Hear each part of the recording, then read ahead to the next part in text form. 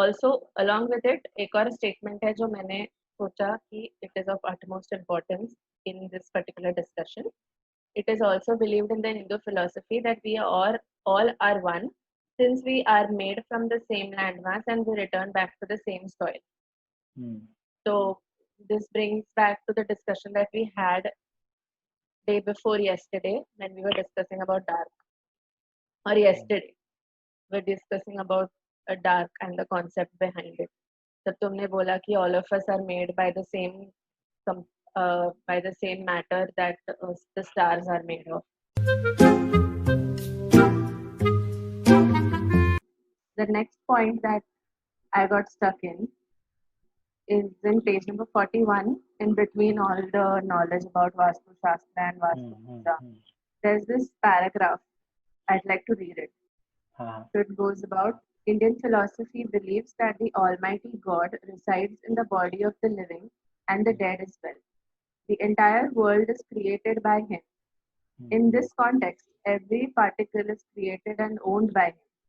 Thus, we believe that animals as well as house the spirit of God.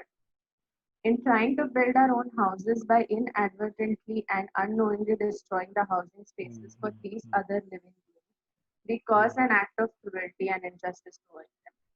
So, I would really like to discuss on this because while I was reading this entire part about Vastu Shastra and Vastu Puja, the reason why we actually perform Vastu Puja while when we buy a new house or when we buy a new land. So it's very nicely explained that when you buy a land or a house in a building, inadvertently or without any question, there would be a lot of vegetation that has gone into waste because of that. We've cut a lot of trees to make this particular building. The very building that we stay in, you never know. This was a jungle like hundreds of years, or not hundreds of years also, maybe 50, 60 years back. But then it was completely destroyed and made this building. So we perform Vastu Puja to indirectly say sorry to the nature. So there is this question that arises in me that when we are performing this particular Vastu Puja, we are not only thanking the nature or thanking Mother Earth for us, Mother Earth that she provided us this land, but we are also in some way pacifying the guilt of destroying Mother Earth for our own well-being. So it is such a disturbing yet extremely realistic and extremely true to whatever is happening in this particular world. But still, everyone goes about it, and even though there are a lot of people who stand against these things, who stand against deforestation, who take a lot of effort to create a protest or create a portal wherein people will sign a few petitions and a lot of other stuff. There are people, but still, some way or the other, we ourselves are the one who are destroying the nature. So there is no forgiveness in this. So when I was reading this, the only thing that I could think about was why even try to pacify your guilt? No, you are any which way destroying the mother nature. You are any which way cutting the trees. सब काट कूट के सत्यानाश करने के बाद तुम पूजा करते हो और उस पूजा में तुम थैंक यू बोलते हो मदर नेचर का कि थैंक यू सो मच कि हमको ये लैंड दिया और हमको माफ कर दो कि हमने तुम्हारे जगह को डिस्ट्रॉय किया ताकि हम इस लैंड को यूज कर पाए. This is such a funny or such a sad and disturbing thing, and I did not realize this until I read this particular part. And as much as I don't believe in Vastu Shastra that much, but I've seen a lot of Vastu Shastra happening in my house, keeping certain things in certain positions so that it is aligned with the mother nature and the vibes and everything matches. So all of this has happened in my own house. My father is a huge believer of Vastu Shastra. But after reading this, it really started bothering me in a lot of ways. In a way that क्यों करने का तुमने destroy कर दिया है, तुम thank you बोल दो बस कि मदर नेचर तुमको फिर भी रहने दे रहे हैं. You know, eventually when it is doomsday, or when some kind of an apocalypse occurs, Mother Nature is any which way is going to take revenge on us. We are any which way is going to learn from the mistakes that we've made in the past. And this particular period that we've been stuck inside the house is one of the punishments that the nature is giving. So why do we even care to take, perform that particular puja? Because it is so superficial. It is just अपने आप से ही बोल रहे हैं कि नहीं कोई बात नहीं, अपने बूंद को वो कर रहे हैं हम लोग कि हाँ ठीक है कोई बात नहीं, हो जाता है, सब ठीक हो जाएगा. So it is so disturbing. So what are your thoughts about it? And yeah, the line that I actually read, that everything is created by God, if we look at it that way, and everything has God in it. God is inside us. God is in the house. God is in the living being. God is in the trees and the ecosystem. So still we are destroying. Still we are defying our beliefs. Still we are very conveniently going against all the values that we have been taught about God and about nature and everything. It's a very weird irony nowadays. What do you think? So, have you ever watched that particular clip on Discovery wherein there is a huge lion, a ferocious, huge, well-built lion in his prime? I'm talking about a lion, not a lioness.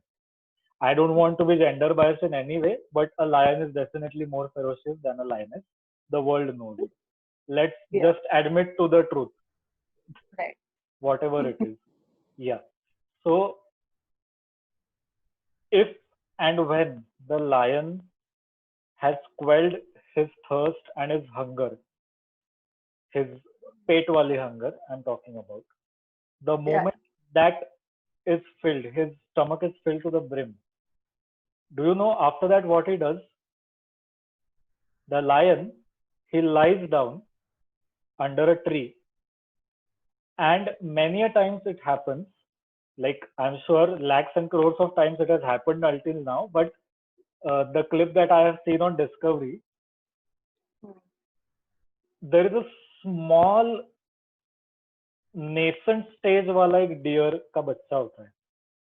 Probably that is just born maybe a couple of weeks ago. It is so naive and stupid that it doesn't, because it has its own set of instincts and everything. But maybe its mom is dead, or its mom has gone away to hunt or just eat grass, so that the deer ka bachcha, it can actually have his or her fill of milk or whatever. Effectively, that small deer is all alone. It's stupid. It comes near the lion. The lion looks at it. The lion is half asleep. That deer actually has the audacity and stupidity to go near the lion, play around the lion, jump around its head. And it is so small that if the lion rests its head on the ground, the deer ka bachcha is that big. The lion looks at it. The deer ka bachcha also happens to step on its tail. The lion just flickers it slightly with its tail. The bachcha continues to do its thing. It goes away. The lion doesn't eat it. The lion isn't disturbed by it. The lion doesn't care about it. The lion is ferocious. It is the most ferocious animal on the planet, officially. It is so ferocious that if the lion is angry, or if the lion wants to establish its territorial supremacy over an other male, it will kill the cubs of that male. The lion is so ferocious that if that lion joins another herd of lions, and in case there is an older male, the lion will make sure that the lion either kills the other male lion, or it just makes sure that it flees off. And it wants to basically procreate with the 2 or 3 lionesses in that herd. But it is so jealous that it will kill the cubs of those lionesses so that it can procreate. The lion is so ferocious that if the lion wants to literally have sex with a lioness, and if the lioness is not willing to do so because it gives priority to her own cub, which is formed from that own lion, the lion will kill his own cubs. And that is why the lion is the most ferocious. No other male in any species normally does that thing. Right? But that is a tradition of the lion within its own community. That is how they survive. So while we as outsiders can think that this is extreme act of cruelty to kill your own cubs, it is not cruelty for the lion technically. Normal for them. This is one side of the lion. The other side is when its stomach is filled, it doesn't bother to look at the food. And this is where the aspect of greediness comes into picture. If whatever you are doing is within the natural laws that require you to do that thing, it is not wrong. Right. And the lion respects the natural laws without even knowing the natural laws. One is the example of such lion. The other is the example of businessmen who earn thousands of crores of rupees by duping lakhs of people. And then if they earn 1,000 crore rupees ka profit, they go to Tirupati Balaji and just donate about 100 crores there. And they tell Tirupati Balaji that next time, if my profit goes to 5,000 crore, I will give you 1,000 crore. And these are the kind of people that you are talking about. Yeah. And what our Vastu Shastra actually says is kind of analogically based on the natural laws that the lion follows. So they are based on the principle that like Ram, Lakshman, Sita came to Panchavati and they were required to cut a certain amount of trees to have a certain amount of wood to create that hut. But even in that, it is said that Ram, Lakshman, Sita first performed the yajna and they bowed down in respect, saying, we need to build a home, a small home for ourselves, but we'll make sure that the animals that are getting misplaced from their house, we will always feed them. No animal that comes to our house or our hut will go back without its thirst getting quenched or without its hunger getting satisfied. And so Sita would always make sure that she would have a set of grapes or fruits or whatever for the squirrels or whatever, like whatever food for whatever animal there existed in that area. It is said that, I mean, nobody actually knows if that's true or false. But the point is of being thankful and just being mindful and just thanking your stars that I'm getting whatever I'm required to get. Whatever my needs are. And the point here is whatever my needs are. These guys never just ran around the Panchavati forest destroying every tree and just grabbing all the wood and saying, hey, look, अगले के 1 साल के लिए हमारा bonfire का वो structure का हमारा provision हो गया है. Now we don't have to worry. They didn't do that. So the concept of Vastu Shastra says that you will need to create a structure wherein you will need to live, but you only take that much from nature which is really required,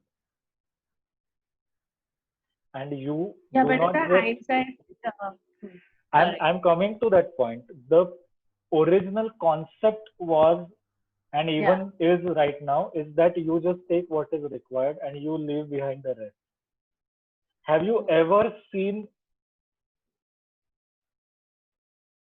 for example, even the migratory birds, have you ever heard that they just keep on gulping fish because they want to travel from the North Pole to the South Pole?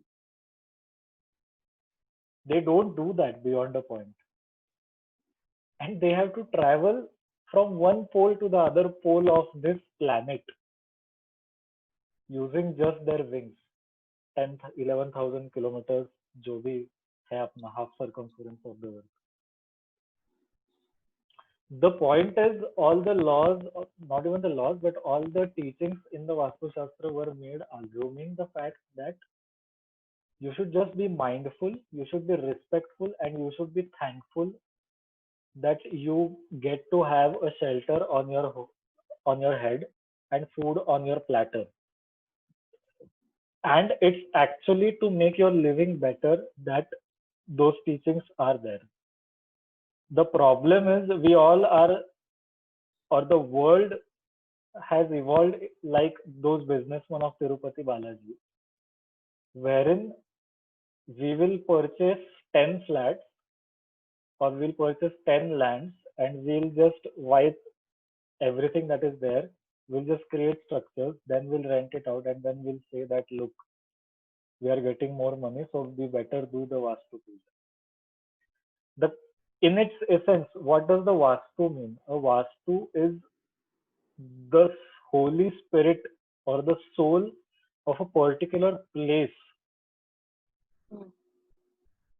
The reason, for example, why we do Shastra Puja, why we do the puja of even our laptops or any instruments or gadgets in Dashera is because in the Hindu philosophy we believe that even the non-living things have a soul attached to them.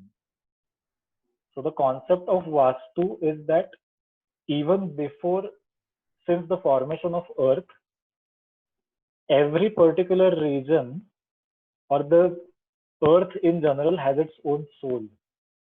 And we dare not disturb that soul because that soul, it's a living and breathing entity as well, and that entity makes sure, and that entity is gracious enough to let you construct whatever you want to and just stay there. So just be respectful of that place where you live, because if you respect the place where you live, if you take good care of the place where you live, if you just keep your place clean, and the vibes that are there emanating from that place will be different, which will affect your mentality in a good way and it will affect your life in a good way. That is the point of Vastu. Vastu in today's generation's terminology is simply the vibes that emanate from a particular place. And good virtues done by people staying on that place in those years determine the escalation or degradation in the quality of the Vastu. That is why it's said that if there is a cremation ground, the Vastu of that place itself is different. And if there is an agricultural land, the Vastu of that place is different. And if there is a residential land, the Vastu of that place is different. Vastu is just the soul that is attached with that particular place. And in its simplistic form, it's just being us thankful to the land that you are gracious enough to let us stay on you. And reminding again ourselves that we are not the owners of the land, we are just travelers in time who for maybe 20, 30 years are residing this piece of land. This land was created 4.5 billion years ago and it will be there for other 4.5 billion years. So it is just again explaining that context and minuscule nature of us as humans in the context of that land. Yeah. But the problem happens when we do that again as a ritual. Yeah, exactly. That was Vastu exactly the Puja point.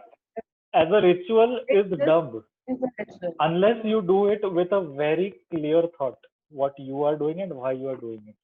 So just saying कि वास्तु पूजा की, वो पंडित को बुलाया, वास्तु पूजा की, भले आप mobile check कर रहे हो, कुछ भी कर रहे हो, ऐसा ऐसा कर रहे हो, पता नहीं क्या कर रहे हो, and then after that you just have this feeling कि अब सही, सब सही होगा, एंड देन सब सही होगा ये अज्यूम करके आप टेनेंट को बुलाते हो और 15,000 रेंट की औकात है वो फ्लैट की, और आप 20 और 25,000 ले रहे हो, and that tenant out of lack of choice gives you that, will you really get those good vibes from that vastu?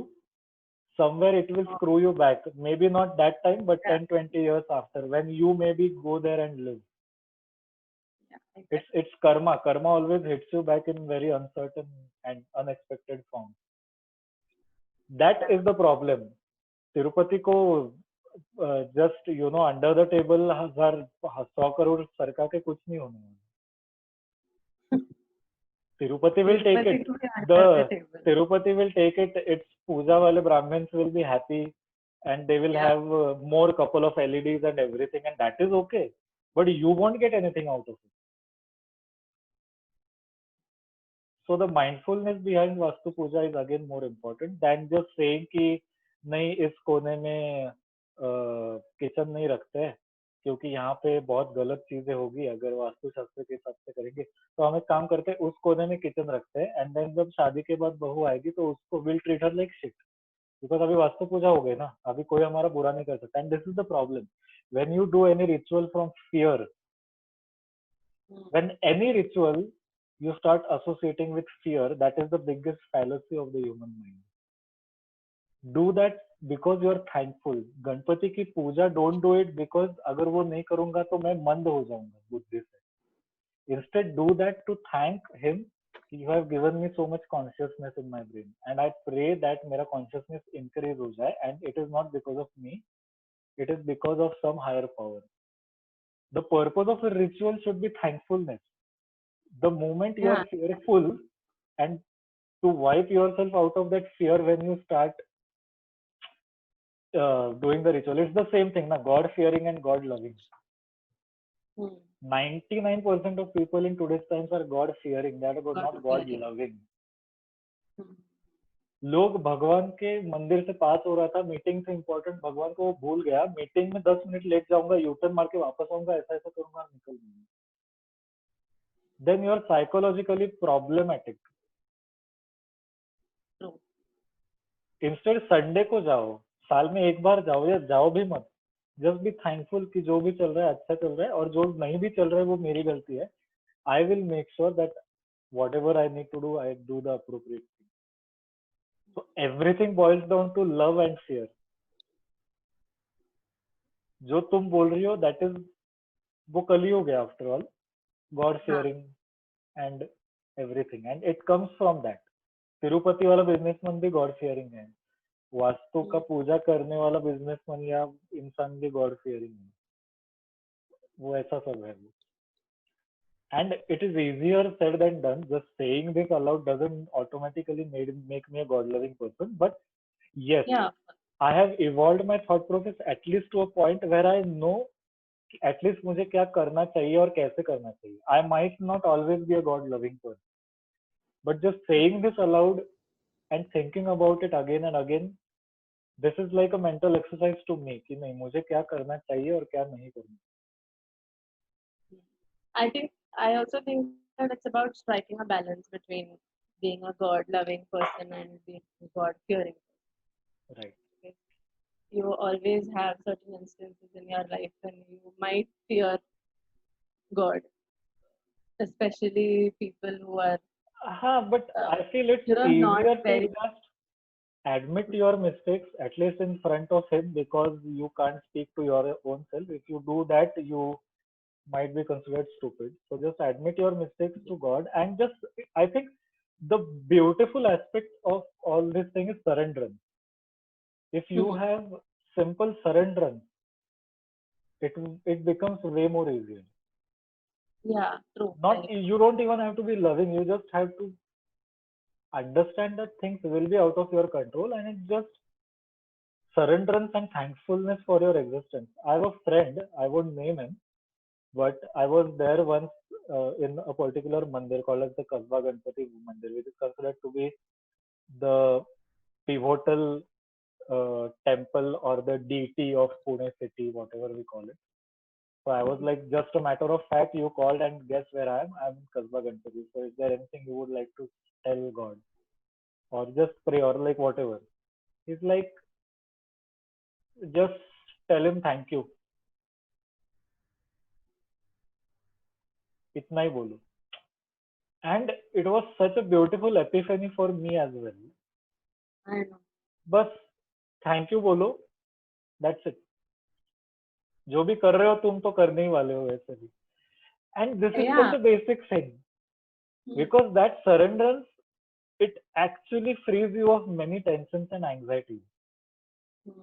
Because in that one small action of surrenderance, you automatically tell yourself that whatever happens will happen, and also that nothing really matters. So it's okay.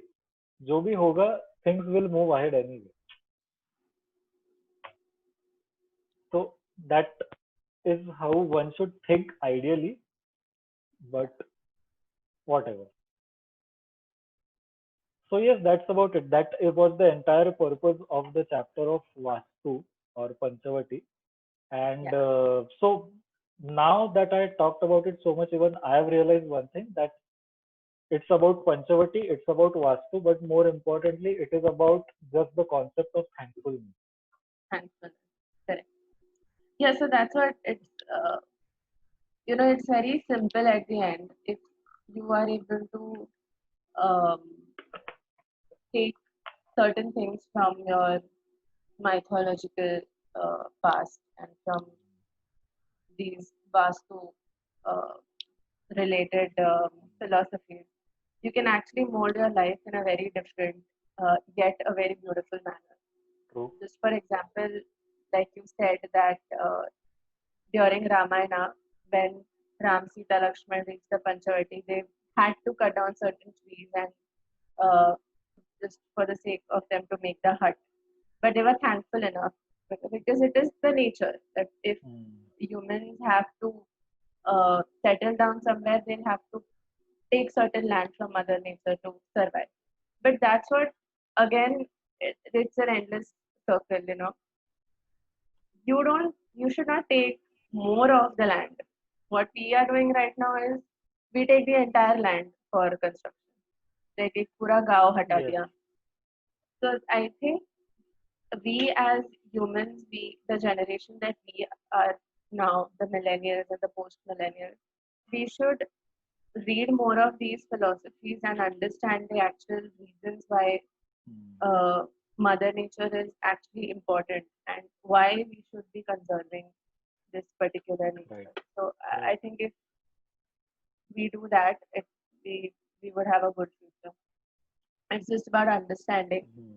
I think simply we can start from mindfulness. Because the more you understand about your own self, it's an inside out journey. So just talk to yourself more, basically, at least inside. Increase your own communication with your own self. A lot of problems start arising in your mind, and then they start resolving also. True. And learn to question why. That helps. Yes, exactly. Why is a very important question. And then try finding your own answers. They could be wrong, and beyond the point, there is no answer which is right or wrong. So yeah, it's always a learning process. So yes, I think we have covered a lot about chapter 2. Yeah, a lot. And just a heads up for people, the next chapter is related on the concept of search. So as we go ahead, we talk about the concept of search. What does search mean for us in general, and how did the characters in the book what did they search for, and did they attain the thing that they were searching for. So yes, that's about it. Oh, So yes. we started from the concept of roots. Then we currently are in the concept of Vastu or mindfulness, where we came from, then how our mind should work, something on that sort. And then moving forward, it will be about the search within, the search outside, everything. So, and in case you want to search us, the name of the channel is Apurva Dhaval Bhakta. And don't forget to like, share, subscribe this podcast. We do a lot of effort in creating this podcast. We order t-shirts from Soul Store. We actually go to the length of wearing the same t-shirts, and we sacrifice our binge watch time of the particular series that is in discussion. Oh my God. On that Talk time. to me about it. And how I've sacrificed that time. Yes.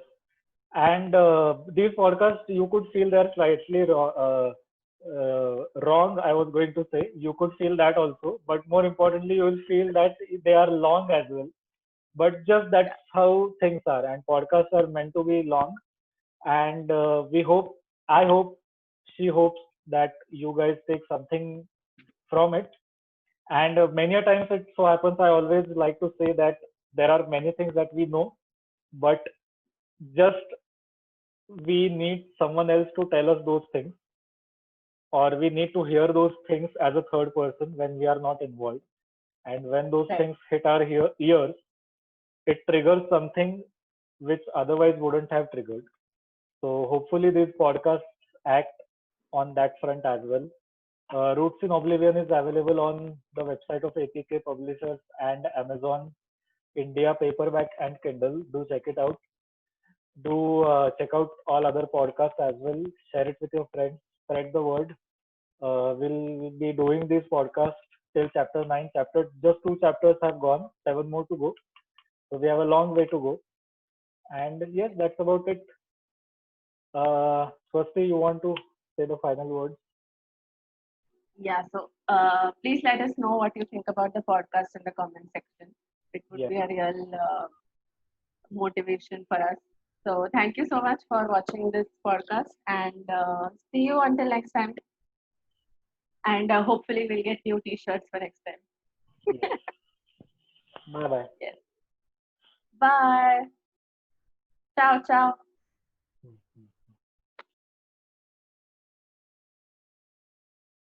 Oh, oh, oh, oh. Chapter 2. What? I did not do anything this time. मैंने कुछ नहीं किया अभी. Oh God.